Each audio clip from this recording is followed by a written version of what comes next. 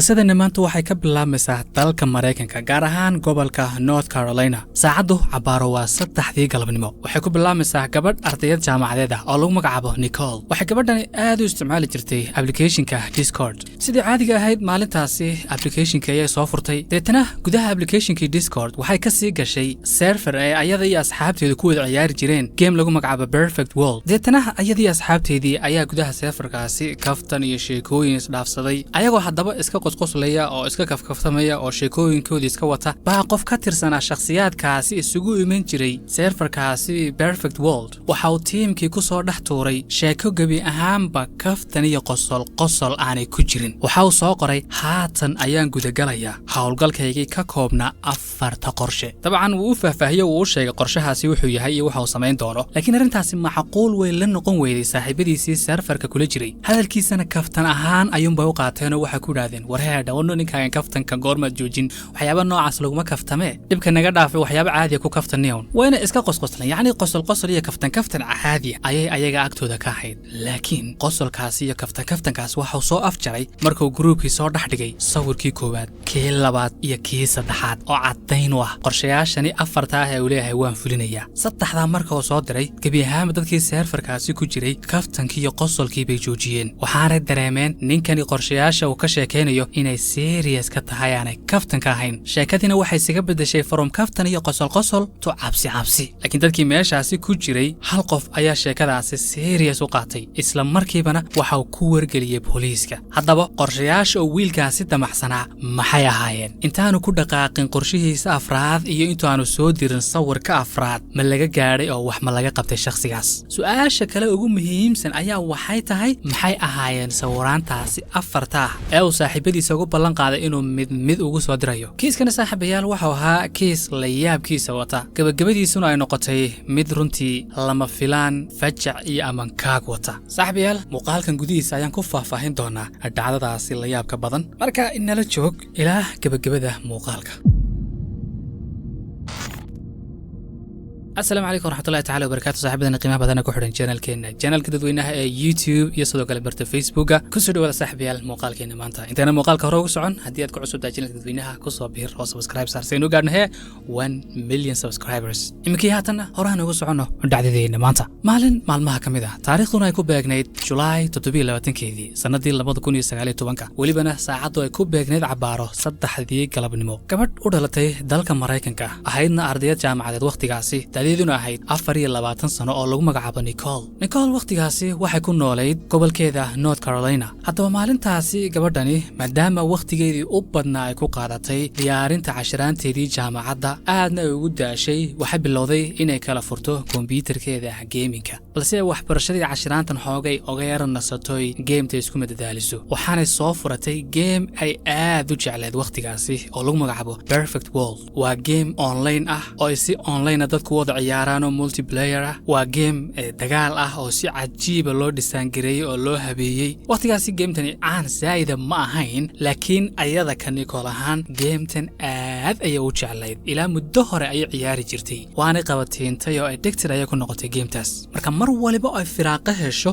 oo istiraado yaranayso oo waqti qaado kombiyuutarkaasi hadee kala furtaba gametaas ka horeysay ku dhufanisay haddaba Nicole muddadii aadaba gametaasi ku jirtay ciyaari jirtay waxay isbarteen shakhsiyaad badan oo sideedoo kale gametaasi aad u jeclaa badankoodana saaxiibtinimadoodu waxay noqotay saaxiibtinimo waqti badan socota haddaba waxay go'aan ku gaadheen ayada iyo tiimkii ay isku barteen gudaha gametaasi inay samaystaan ay abuurtaan community gaar oo ay ku kulmaan ay ku sheekaystaan waqtiyada gaar ay ku kaftamaan haddaba barta ay dadka ku kulmaan ee Discord ayaa gudaheeda waxay ku samaysteen group kaliya ay ku kulmaan dadka gametaasi xiiseeya oo ay bixiyeen Perfect World group chat haddaba gabigoodaba waqtiyada ay gameeta ciyaareen bartaasi Discord ay isku iman jireen oo halkaas ay ku sheekaysan jireen ku kaftami jireen sheekooyin iyo kaftano ay isweydaarsan jireen halkaas ay isaga xaraamaysan jireen haddaba gaar ahaan maalintaasi aan taariikhdeeda sida gaarka u soo xusnay ayaa Nicole oo iska yar daalaneyd oo gelinkii hore ilaa duhurkii oo dhan cashiraanteeda ku mashquulsanayd baa kombiyuutarkeedii kala furtay waxaanay sidii caadiga ahayd soo furtay Discord deetana waxay toos u gashay serverkii ay ku kulmi jireen kuwada sheekaysan jireen markay groupkii soo dhex gashay ayaa waxa aragtay qaar asxaabteedii ka mid ah oo online oo iska sheekaysanaya marka dadku isku wada waqti ma aha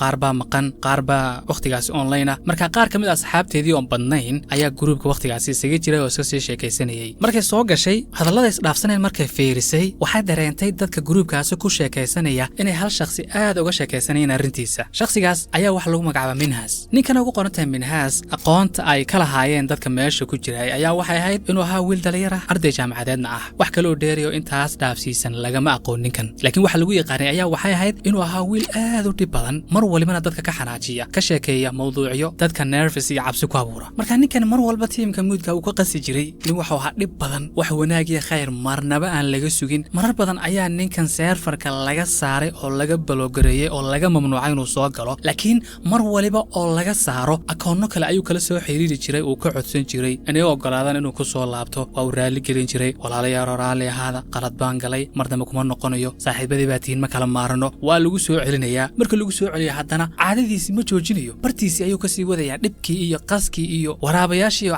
cabsidii iyo balaayadii ka sheekaynayay marka ninkan tiimkii serverkaasi ku jiray khaatiyan ayay ka taagnaayeen laakiin maalintaasi gaarka ah sheekooyinkii ninkan hore uga barteen gebi ahaanba sheeko ka duwan ayuu la yimid ereyada uu ku hadlaya oo isticmaalayahay waa ereye aan maanka gelayn ninkani lagu magacaabo Minhas waxa uu leeyahay uu saaxiibadii u sheegaya uga warbixinaya inuu qaadi doono 4 tilaabo oo runtii aad u halis badan noloshiisana waa soo asagu sheegaye bedeli doonta gebi ahaanba waxaana 4 tilaabo haddii uu ku guulaysto oo qaado ay ka dhigi doonaan asaga ka shakhsi ahaan shakhsi guulaysta laakiin saaxiibadiisa qaarkood inuu iska hadlayo arkaan qaarkoodna hadalkiisa si serious ay u qaateen oo waxani wax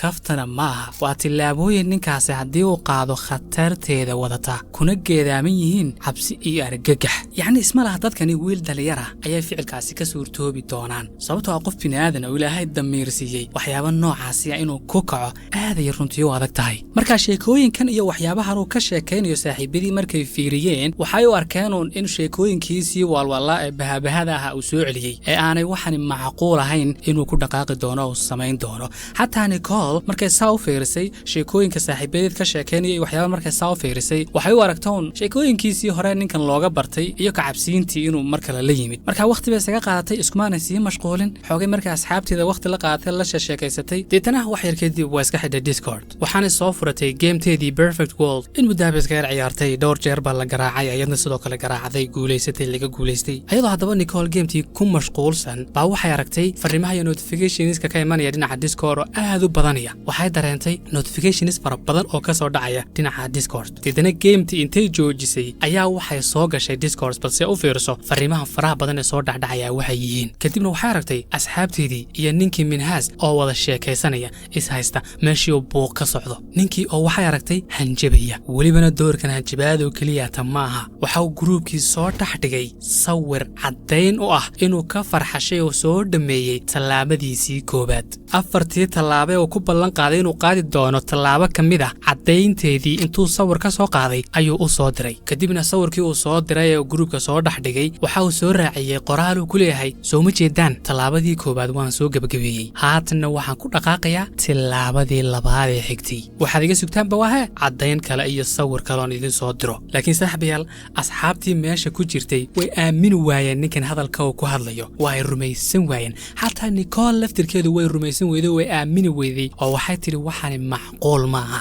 sawirkani uu caddayn ahaan ugu soo dirayna way ku kalsoonaan waayeen Nicole waxay tiri waxa laga yaabaa in sawirkan AI lagu farsameeyay amaba se intuu Google ka soo dejistay ayaa waxa annaga nooga dhigaya inuu sawirkaasi asagu qaaday sababtoo ah ficilkani uu leeyahay waan ku dhaqaaqay waa ficil ay adag tahay in maankooda gasho ay ka dhaadhacday aaminaan waxaanay ku yiraahdeen war sawirkan ayaa soo dirtay caddayn ma noqonayo niyoona kaftanka naga daa sawiraanta meelaha ka soo ururinayso noo soo dirisina naga jooji kadibna Nicole way isaga baxday mar kale Discord waxaana dib ugu soo noqotay gameteedii halkii ayaana ka sii wadato gametii ay iska sii ciyaarisay gameteedii waxay iska wadato mar kale haddana waxa aragtay notificationskii oo haddana mar kale sidiis la mid ah batay oo soo dhaadhacayo oo waxay dareentay in sheeko culus meesha ka socoto mar kale gameteedii bay ka baxday waxaanay gashay Discord sidiis la mid ah meeshii waxa ka socota dood iyo hadal isla mawduucii ayaa la saarayay oo laga hadlaya doorkan sheekadu faraha ka baxday kaftan sheekadu way ka sii fogaatay waxa uu soo diray sawirkii labaad waxay aragteen ninkani already soo diray sawirkii labaad oo ku leh ma arkaysaan tallaabadii xigtayna waaniga soo afjaray soo dhameeyay afartii tallaabo aan idinku ballan qaaday inaan qaadi doono laba ka mid ah waad iga haysaan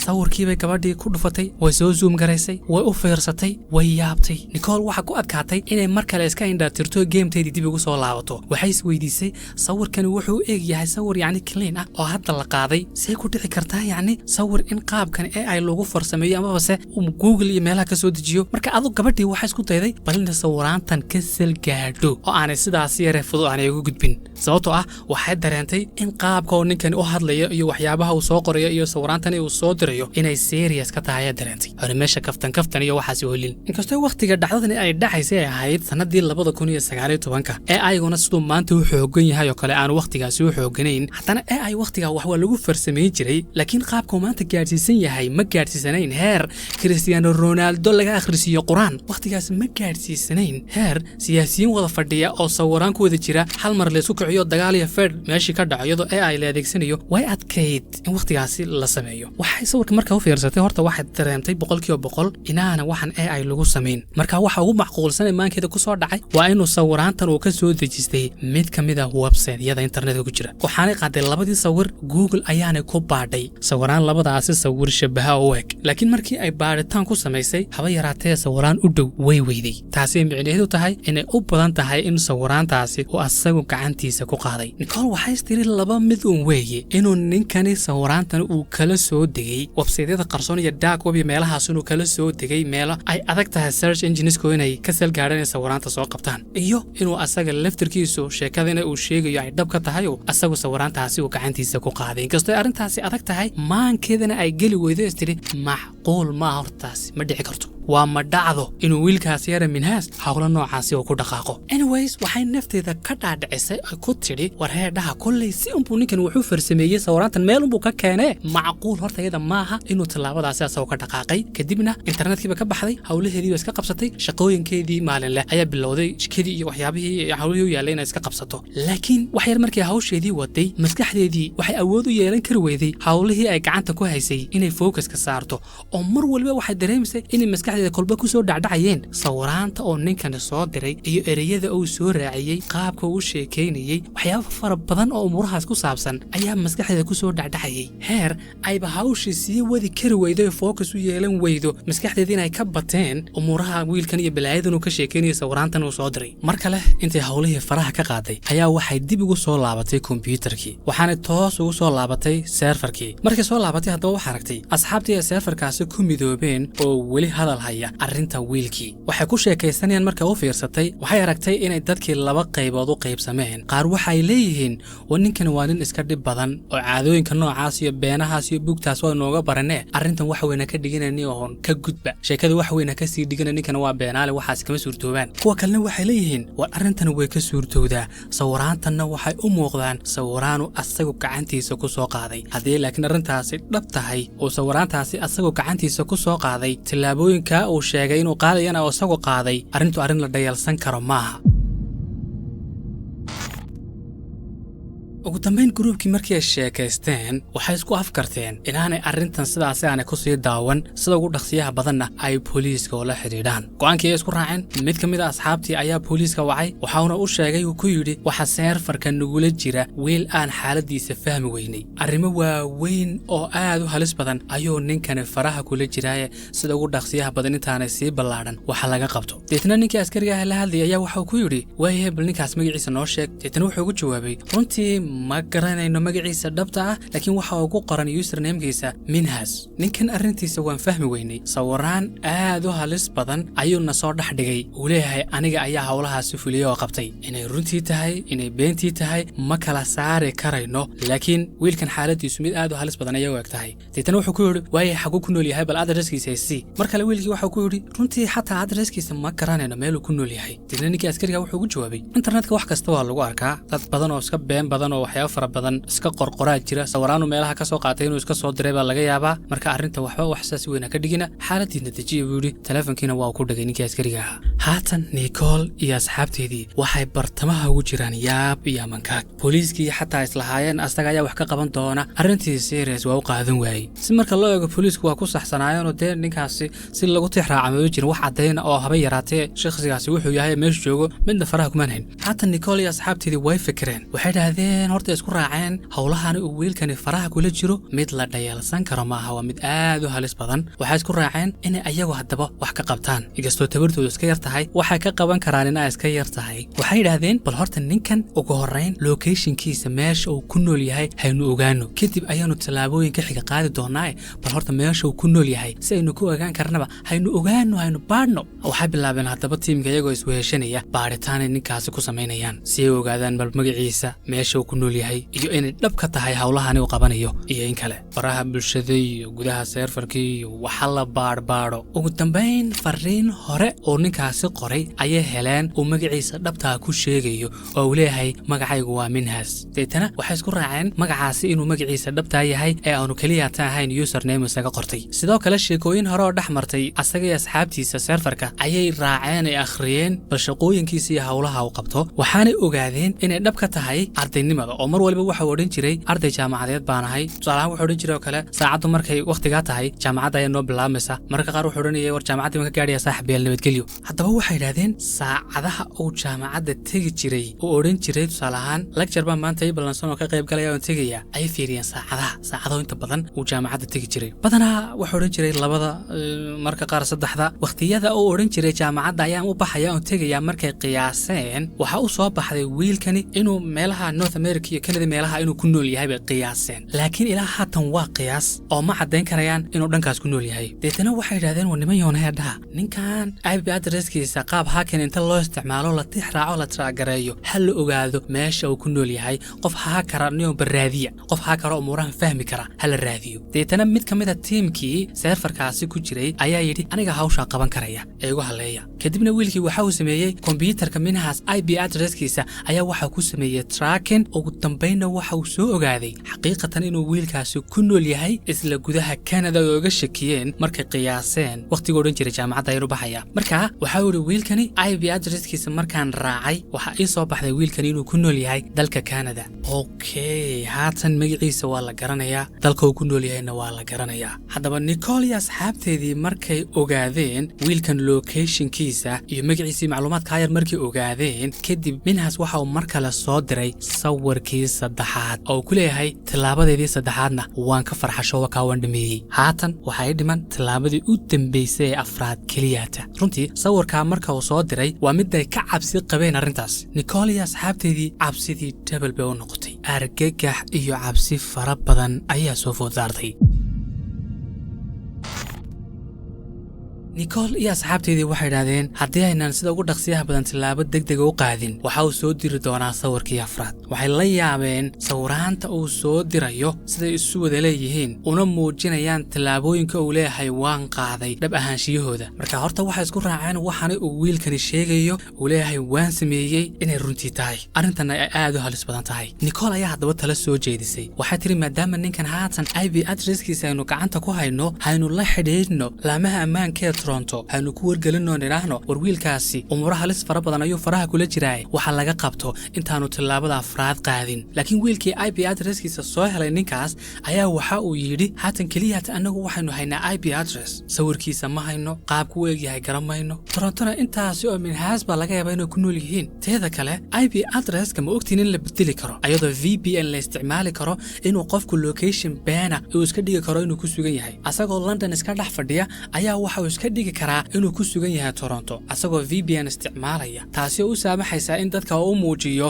IP address book oo beena oo location kala ah marka xataa ma hubna inuu Canada ku sugan yahay ninkani marka waxaynu ka qaban karno ayaaba iska yar intaasi kadib Nicole oo aad ugu hanweyneed in ninkaasi wax laga qabto rajabeel ayaa ku dhacay wax allaaliya waxay sameysay tilaabay qaado ayay garan weyday teamkii hadaba serverkaasi ku jiray waxay bilaabeen inay la hadlaan Minhaskaas ku yiraahdaan war saaxiib kaftanka naga jooji fadlan nagu dhikaftan bay ahayd waa prank fadlanna dheh intaa ka badan prank noocana ma xamili karayno ee halkaa nagu jooji saaxiib runta noo sheeg nagu dheh sawiraantan waa sawiro been oo meelahaasan ka soo qaatay jeetana minhaas wuxuu ugu jawaabay wallaahi beeniga ma run bay iga tahay xaqiiq bay iga tahay waxaana waxay u dhacayaan sidaan idiin sheegay tallaabada ugu dambaysay afraadna 30 daqiiqo kadib ayaan qaadi doonaa kadibna mishinkayga halkaas ayaan kusoo afjaraya ninkani qalbiga adag ee qalbiga gidaarka leh mid naxariisanayo jeexanjeexaya maaha si kastay u toogtoogaan ay u barayaan ay ku dhaadaan walaalow jooji falad naga jooji kaftanka naga daa haddii aad hawshan faraha ku haysidna falad halkan ku jooji laakiin wuxuu ku yiri wax walba maskaxdeeda ku soo dhaca siday maskaxdeedu ugu soo dhacday ayaanu sameeyaa waxaad ka qaban karaysaan ayaana iska yar dabcan muddo ku dhawaad 30 daqiiqo kadib sawirkii u dambeeyay afraad ayuu soo diray ku yiri wajahdan talaabadii u dambeysay waan qaaday ina kaftamiyo malaysan mala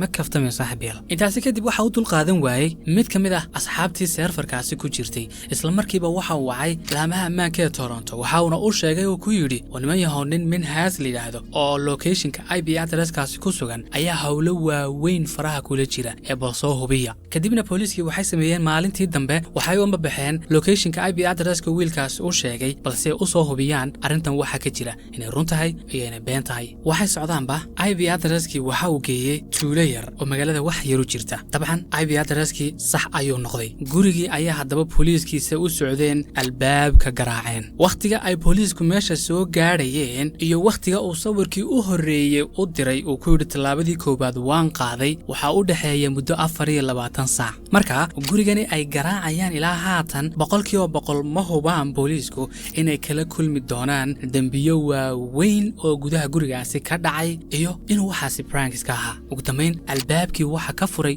wiil dhalinyara dabcan wiilkaasi waa Minhas laftirkiisa wajigiisa fiiriyeen in cabsi iyo argagax fara badan uu ka muuqdo maadaama ay wataan afartii sawir ee loo soo diray wajigiisu iska caadi buu ahaa wax mushakil iyo cabsi kama aanay muuqan nin iska normal waxa waliba waa uu soo dhaweeyay waxa ku yiri soo dhawaada say wuxuu jiraan deetana waxa ku dhaadeen inuu sheekada ma aan boginaysa wuxuu jiraan deetana waxa ku yiri ma garanay waxaad ka sheekaynaysan anigu wiil ardayanahay caadi aan iska wax mushkilada ma garanayo mushkiladu maxay tahay deetana waxa ku dhaadeen ma soo gali karnaa gudaha guriga soo dhawaada ku yiri soo dhawaada si fiican oo ixtiraam fara badan ka muuqato ayuu u soo dhaweeyay gurigii bay soo galeen gurigii gudihiisa fiiriyeen wax mushkilada wax buuqa wax dagaala kama muuqdaan laakiin xagga sare guriga markay fuuleen ayay xoogay Minhas habdhaqankiisii isbedeleen booliiskiina waxa ku yiri taliye waxa sameynaysan waa qalade guriga saasna u baadbaadhana mushkilad kama jirte ta iska socdo ordo maybe ku ma soconay bilsi horta waxaan fiirinaa isla markiiba Minhas cabsi fara badan ayaa soo food saartay qolalkii xagga sare guriga markay furfureen qol kamid ah hadaba markay albaabkiisii fureen ay gudaha u galeen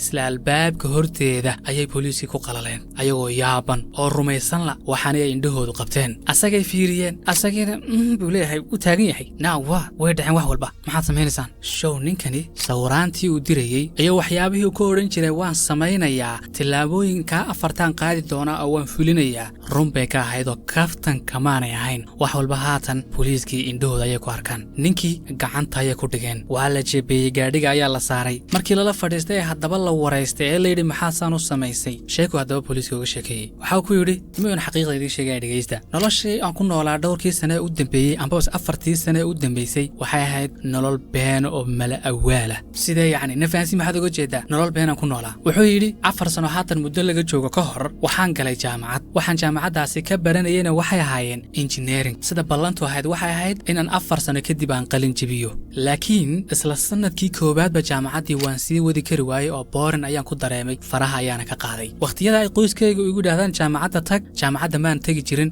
saan u socdo meel mool ayaan tagi jiray halkaasaan waqti isaga qaadan jiray ayadoo qoyskayguna u maleyn jireen inaan jaamacadii ku suganahay balse jaamacad kuma sugnayn waqtigii qiyaas ahaan jaamacadda laga soo rawaxayna isla moolkii baan ka soo rawaxaya guriga ayaan ku soo laabanaya guriga markaan imaadana qolkayga ayaan isku soo xidhaya kadibna waxaan halkaasi ka galayaa dunida gaming oo waxaan iska ciyaari jiray geemta siiba geemta loo yaqaano Perfect World geemtaas aad ayaan u jeclaa marka nolosheedu intaas ay u dhaxaysay waqtiga jaamacadda loo baxo computerkayga iska qaadanaya moolkan iska tagaya waqti baan isaga qaadanaya laptopkan isticmaalaya deetana waan soo laabanaya nolosheedu qaabkaas ay u socotay ilaa ay 4 sano saa ugu dhamaatay anoon jaamacadiina tagin nolosheedina aanay yeelan haba yaraatee wax hor socda laakiin taariikhda oo falkaasi foosho xun ku dhaqaaqay oo ku beegnay 27 July sanadii 2019 waa maalintii u dambeysay oo beentaasi ku sii maaweliyo qoyskiisa sababtoo ah maalintii xigta ay ku beegan tahay 28 bisha waxay ku beegan tahay maalintii qalin jebinta sida caadigan qoyskiisu waxay ka sugayaan